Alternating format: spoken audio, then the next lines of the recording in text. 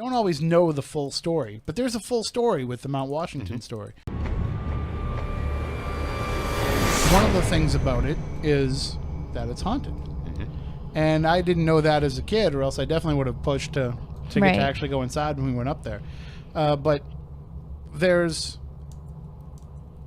as I was saying before, there's a lot of residual energy at hotels. There's a lot of, just something that gets left behind when people stay there, or maybe when people die there, and these little bits and pieces where we don't always know the full story. But there's a full story with the Mount Washington story. I know, Stephanie, you've been there. Right. Can you kind of share for people what it is that is like the main story attached to the Mount Washington Hotel? So the main story that everybody knows that was made famous by ghost hunters is the spirit of Princess Carolyn, who was the owner of the hotel. And it said that the princess room, which is her favorite room that still has her bed in it, which, John, you didn't even know that, and you've been to the hotel multiple times. I had no idea. Her husband built the hotel, and he only lived in it for about 5 years and got to enjoy it for 5 years before he died. And between the time it was finished and when his death happened. And it's, well, from what I've been told, she was very young. She was much younger than he was. I think she was about 23 and he was 52 or something like that. And when he passed, in order to keep up with expenses and everything else, she married a French prince. So she wasn't a princess before, she became one. She became one after. So every single time they shut down the hotel for the season, she would have her bed shipped to France.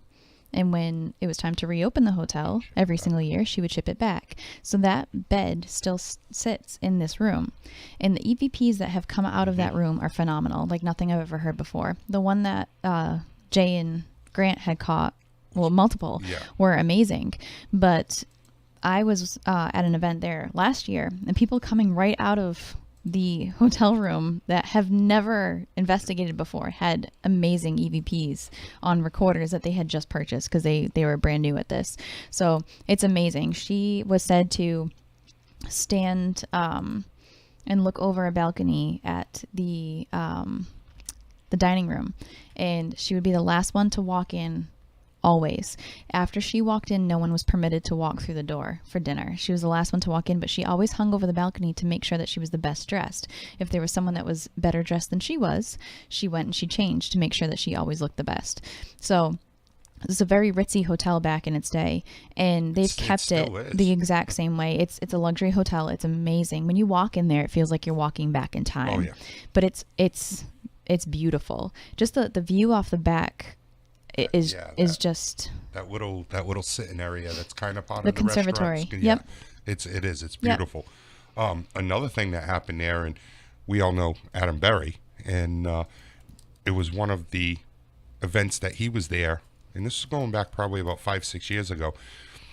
Me and Adam were up in the North Tower, and there's probably a group of like 12. That's maybe actually closed down now. Yeah, so you can't go up there. It's a shame because it's very active. But we were up in the North Tower, maybe a group of 10 or 12 of us up there. And Adam's walking around. I'm standing by the stairs to make sure nobody comes up and down and bothers the group. Adam's walking around working with people. He comes over to me and he says, "Hey, where did that girl go?" I said, "What girl?" He says, "The girl that just came this way." I said, "Nobody came this way." He's like, "You didn't see a girl wearing like a rain jacket with some boots on, some red boots?" And I said, "No." And he's like, "You sure?" And I said, "Yes, I'm sure." I said, "Why? What happened?" We were all in one of the rooms up here in the tower, because the tower has multiple rooms around it. That's where the servants, when she lived there, the princess, that's where they stayed. And for a while after that, hotel staff actually lived up there. Well, they were in one of the rooms, and this woman came out of nowhere, dressed funny, and says, keep going, you're doing great," and then just walked away. We spent, literally, Adam sent me on a witch hunt for the rest of the night trying to find this woman because we thought she was that real. He actually had a whole conversation with her. Yeah, for a long period of time. Yeah. But she's been seen by multiple people throughout the hotel, but she is a little bit more modern. So while the princess is the most famous ghost, there's been many others. Oh, yes.